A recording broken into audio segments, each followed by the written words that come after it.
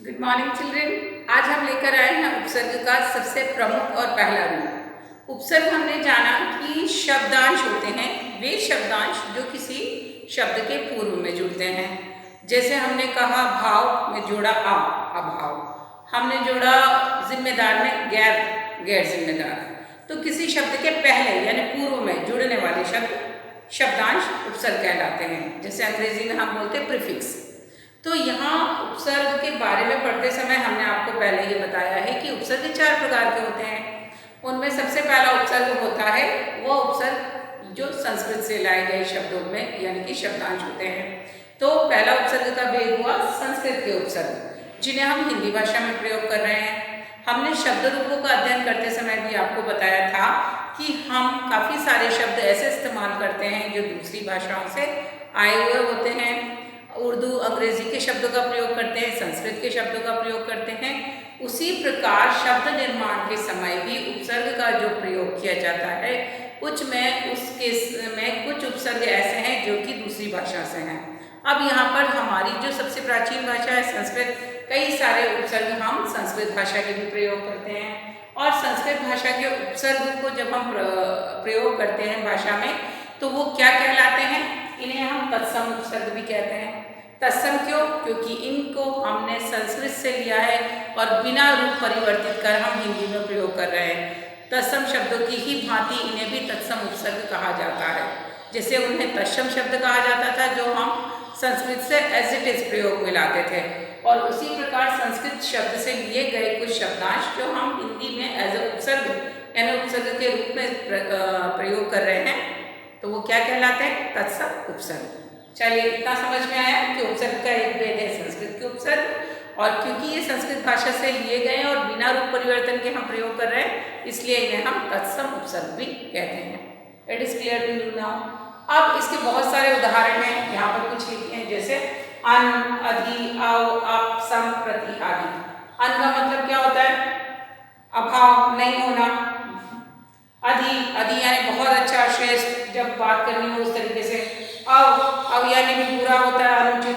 Up भी क्या होता है? अनुचित या बुरे के लिए। सम यानी अच्छा। तो यहाँ प्रति यानी हर एक। तो कुछ इस तरीके के शब्द दिए गए हैं, शब्दांश, जिनको हमें उपसर्ग के रूप में प्रयोग करना है। चलिए हम उदाहरण देख लेते हैं। पहला दिया था हमने अन यानी कि अभाव, किसी चीज का ना होना। अन, तो यहाँ अन में हमने शब्द जोड़ा आदर। अन धन आदर अनादर, अन धन अनुचित अनुचित, अन धन उचित अनुचित। तो क्या बने अन से? अनादर और अनुचित। पूरे शब्द में विपरीत हो जाता है, आदर से अनादर बना देते हैं हम, उचित से अनुचित बनाते हैं, शब्दों के रूप में परिवर्तन हो रहा है। ये सबसे बड़ी शर्त होती है किसकी? उपसर्ग की, कि उनके अर्थ में परिवर्तित करते हैं। फिर अधि से हमने बनाया अधिकार, अधि से अधिकरण यानी कि ऐसा अधिकार, ऐसा कार्य जो कि बहुत श्रेष्ठ हो, ऐसा कारण, काम करने का साधन, ऐसा जरिया जो कि श्रेष्ठ हो। अवगुण यानी कि गुण यानी अच्छा, अच्छे गुण, और अवगुण यानी बुरे गुण, अवगुण। अवशेष, शेष, बचा हुआ, अवशेष उसका बचा हुआ। यहाँ पर आया आपसे बना, मान में जोड़ा तो अपमान, मान यानी सम्मान होता है, अपमान यानी कि क्या होता है? अपमान यानी कि बेइज्जती, विपरीत अर्थ को बता रहा है। कार, अपकार यानी कि किसी पे उपकार करना, अपकार उसका विपरीत। फिर है सम में यहाँ पर ये व्यंजन संधि के रूप में प्रयोग किया जा रहा है। सम धन योग संयोग, सम धन चय संचय। तो यहाँ पर इस प्रकार ये थोड़े संस्कृत के हैं, तो थोड़े से हिंदी के कंपैरिजन में, तुलना में ये थोड़े क्लिष्ट यानी कठिन लगते हैं, लेकिन इनको जब जोड़ते समय थोड़ी वर्तनी का भी याद रखना पड़ता है, क्योंकि कहीं कहीं ये संधि के रूप में भी प्रयोग किए जा रहे हैं। लेकिन ये है कि ये ज़्यादातर जो हम इस्तेमाल करते हैं वो उपसर्ग संस्कृत के ही होते हैं। तो आप लोगों को ये सूची, संस्कृत शब्दों की सूची दी गई है पेज नंबर 50 पे। यहाँ पर आपको जो शब्द दिए गए हैं लगभग 23 शब्द दिए गए हैं। यहाँ पर 23 शब्द दिए गए हैं इस सूची में।